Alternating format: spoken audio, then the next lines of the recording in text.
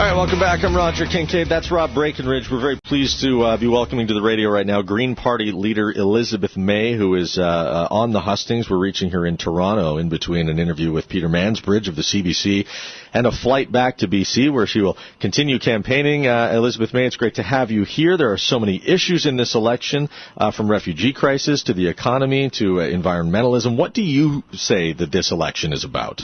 I hope that we can have an election that's about the voters instead of being about political party leaders. We're not there yet. I think a key thing will be whether we actually get the national televised leaders debate. It's right now hanging by a thread and likely to be canceled because both Stephen Harper and Tom Mulcair say they won't show up.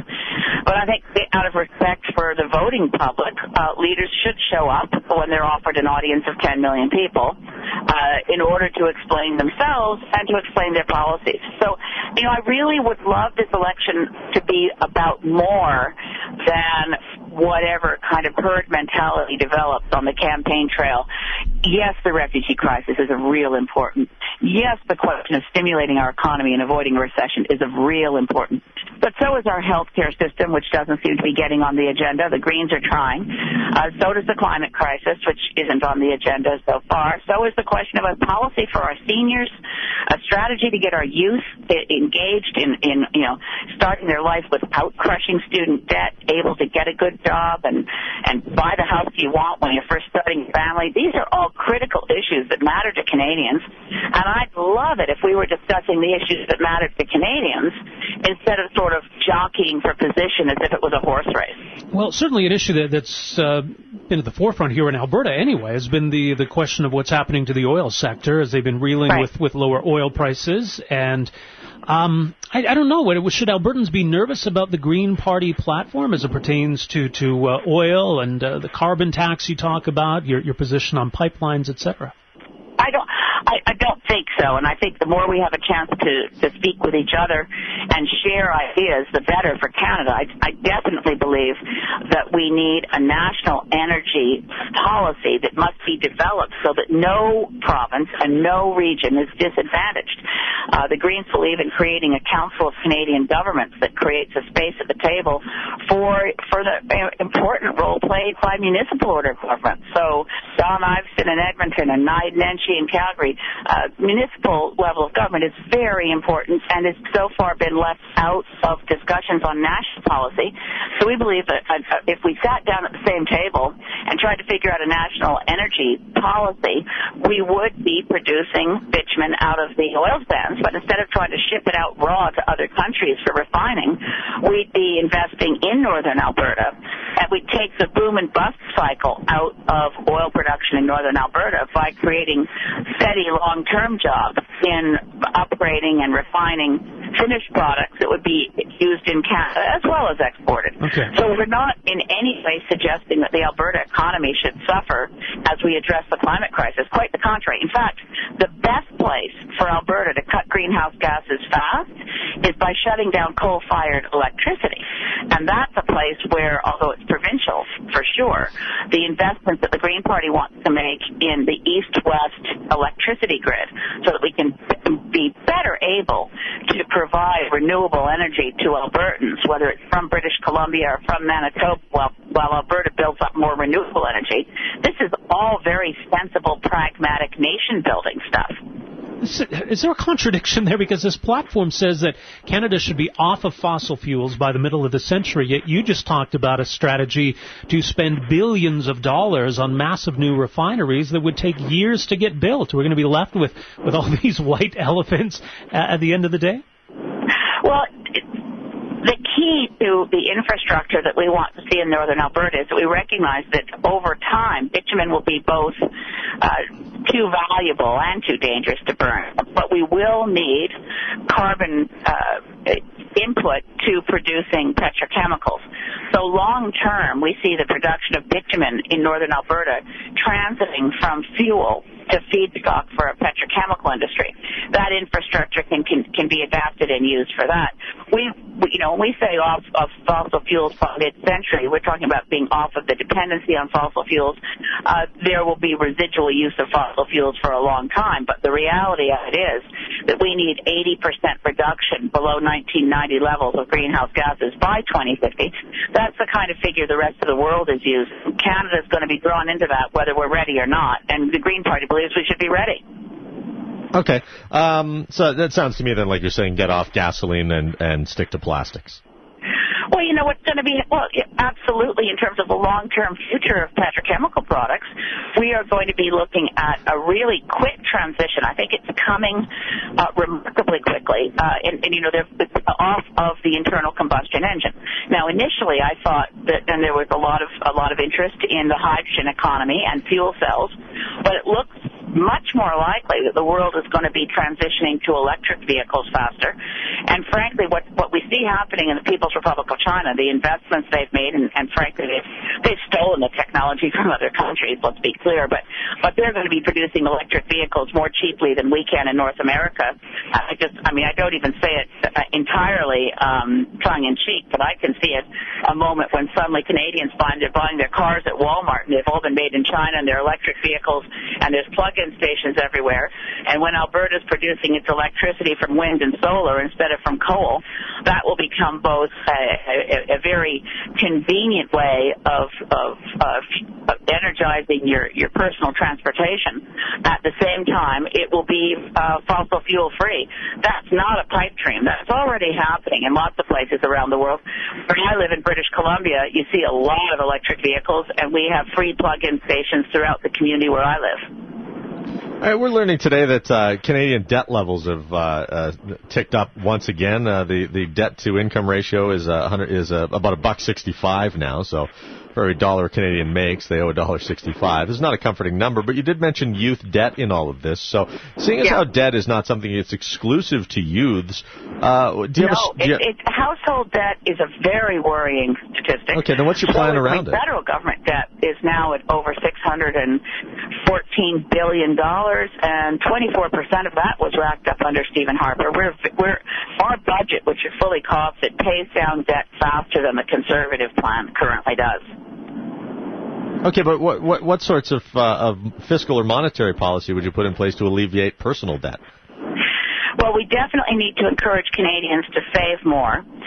The affordability of housing is a big part of personal debt, and that has to be addressed. We've got, a lot of economists are looking at this in terms of a housing bubble, what's happening with housing prices. Our housing strategy deals not just with the need for social housing for people who are actually homeless and need a roof over their head.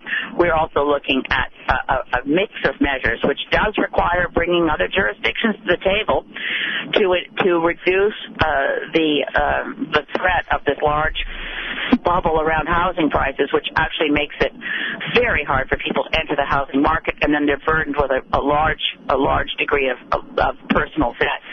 For student debt, we have a very specific program to forgive and eliminate student debt over $10,000 per person, while we work to eliminate interest-bearing student loans and make university and trade schools more affordable by working to abolish tuition by 2020.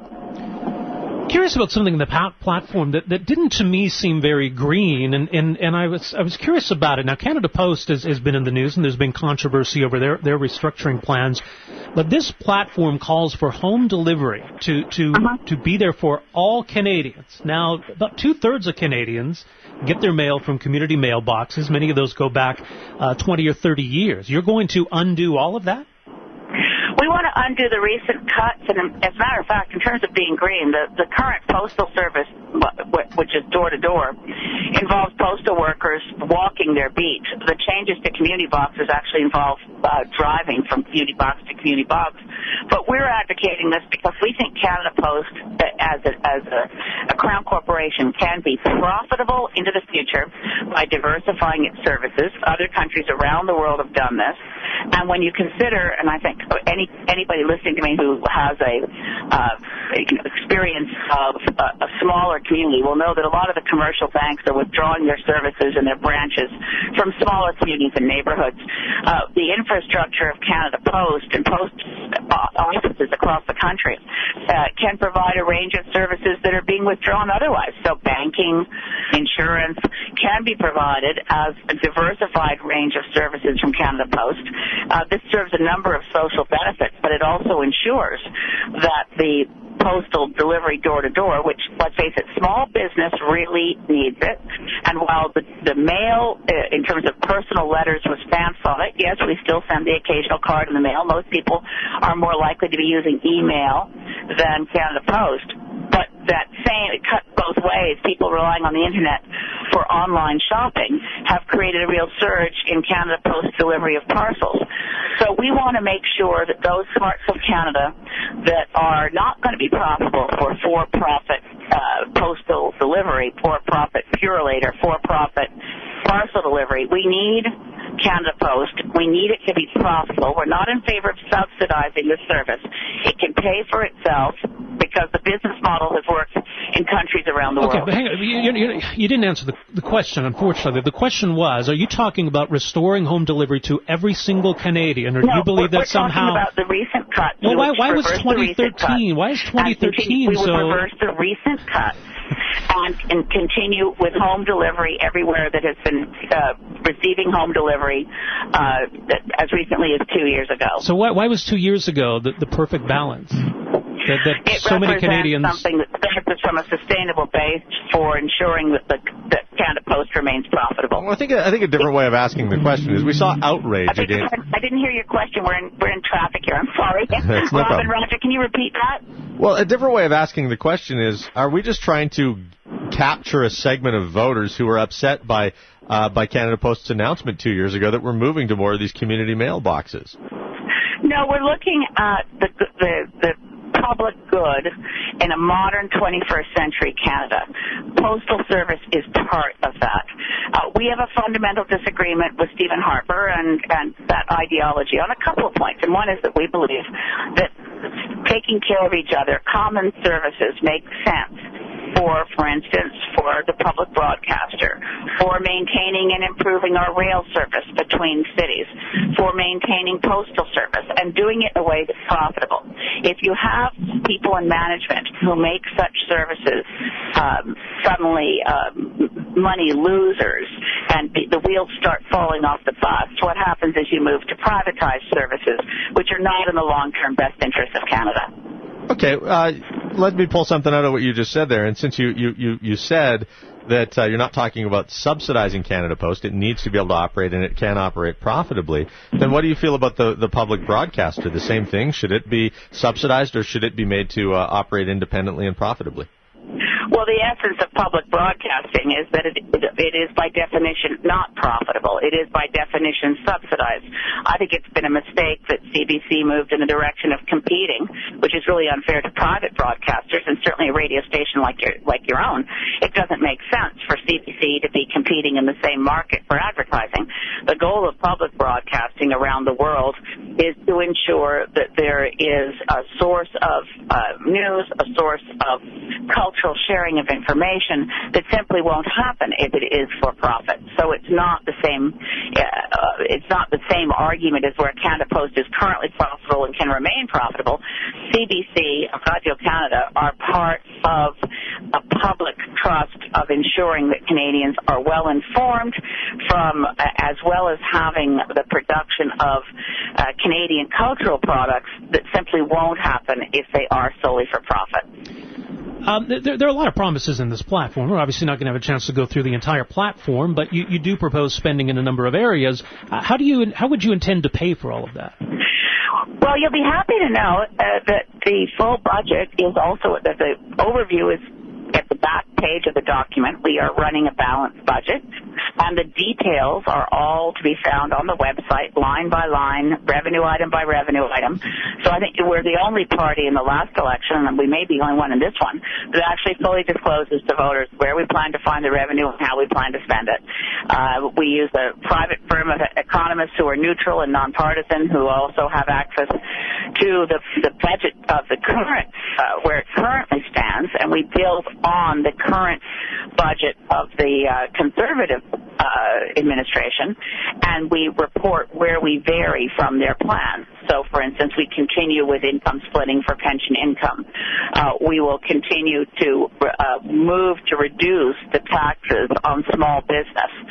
We put in place a carbon fee and dividend plan, which is not a revenue grab, but which returns a check to every single Canadian for the accumulation of a carbon fee. We're very transparent in our numbers, and they are solid and responsible. Okay, we couldn't possibly conduct an interview with a political leader without addressing the refugee crisis. So where do you come down on this one, Elizabeth May? Well, I've been working as a result of having Syrian Canadians who came into my office, my parliamentary office, years ago. I've been trying to help Syrian refugees for years now, and the frustration levels with the way the system has been constructed have begun to, the frustration really became a public issue with the death of the Kurdi family, with little Alan's body seen on the beach. To all of our horror, we aren't extending ourselves in the way we have done in the past for refugees. Green Party believes we should be prepared to bring in 40,000 Syrian refugees, and we should be very clear internationally that we must use every possible instrument through multilateralism, reaching out to partner governments in that region to find a way to end the Syrian civil war. And frankly, right now, when you look at who's on what side, there isn't a single side in that conflict that Canadians would want to support. I mean, Bashar al-Assad is a brutal dictator. People are escaping a civil war which involves Bashar al-Assad on one side, and by the way, he's got Hezbollah fighting with him. Arrayed against Hezbollah and Bashar al-Assad is ISIS, Al-Qaeda, and al-Nusra. There's no picking a side to be on there, but there is picking the side of the people who are stuck in that war-torn region. We should be working. The world community has let the Syrians down in an egregious way.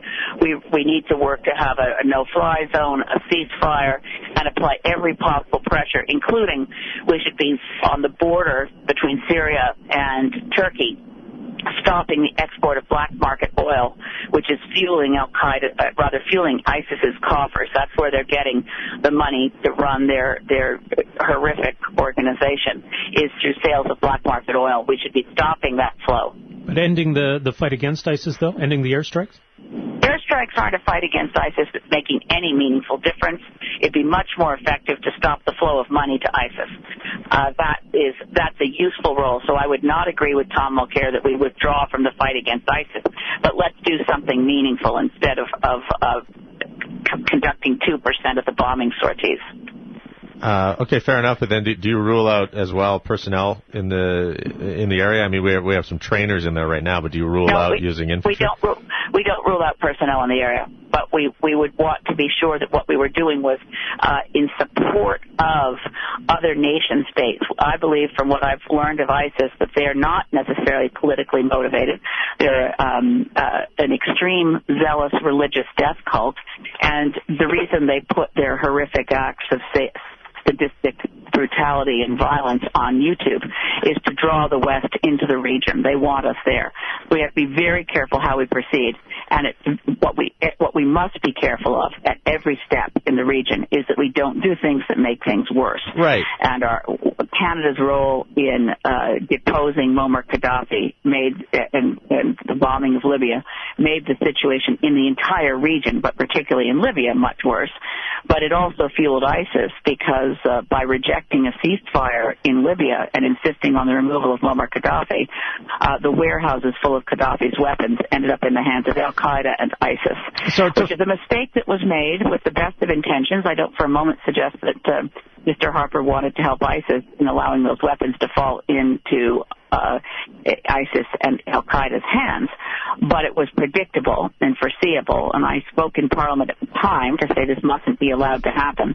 I think we should learn our lessons from Libya and realize that going into regions that are this fraught with sectarian violence and conflict, we should be very careful not to make things worse. Okay, and that's not a problem that's exclusively Canada's. I mean, the rest of the world bears that. No, the rest of the world did it too, but I was the only member of Parliament to vote against the continued bombardment of Libya in June of 2011, when it was abundantly clear that the group of people we had just recognized as a legitimate government of Libya included al-Qaeda. And at the time, John Baird said, well, he sort of agreed with me. He said, well, we may not know who's going to replace Muammar Gaddafi, but we can be sure of one thing. They can't be as bad as Muammar Gaddafi, okay, but I don't want to talk about history. I think ISIS getting all the weapons out of the warehouses in Tripoli is worse than Muammar Gaddafi. Okay, Ms. May, but here's the question that I have to wrap this interview up is, if you talk about supporting states in the region that have an interest in ending this conflict, then are you talking about putting Canadian soldiers beside Peshmerga, PKK soldiers, or having Canadian soldiers fight alongside the Iraqi army to defeat ISIS? No, I think that will fall into ISIS's plan. What we need to do is where we have people on the ground would be for protection of people, particularly aid workers, for assisting at border crossings. So if we stay in Turkey and Lebanon and Jordan to provide logistical support to make sure that we stop the flow of black market oil and to protect aid workers, I think that's a very legitimate role, and it's a gap in what our allies are doing, and it would be welcomed by those nations that are dealing with the refugee crisis. And, I mean, Turkey should have done much more up to this point. I mean, it's very clear that Turkey, because of their own internal fights and their own interest in reducing the political power of the Kurdish community within Turkey, our ally in Turkey has been less than completely helpful. I mean, let's acknowledge that. But we should be willing to get Turkey on board, and we should be prepared to back them up if they agree to help us stop the flow of black market oil across their border. All right, much more at greenparty.ca. Elizabeth May, thank you so much for joining us here today. Really appreciate the conversation. Thanks, Roger and Rob. Talk to you later. Okay, good luck to you. That's Elizabeth May, leader of the Green Party. Thanking us both. All right, well, let's take a break here. We'll come back, and we'll have some time for your reaction, anything you were intrigued by and what Elizabeth May laid out, or whether you're more confused than ever. Roger Kingkade and Rob Breakenridge.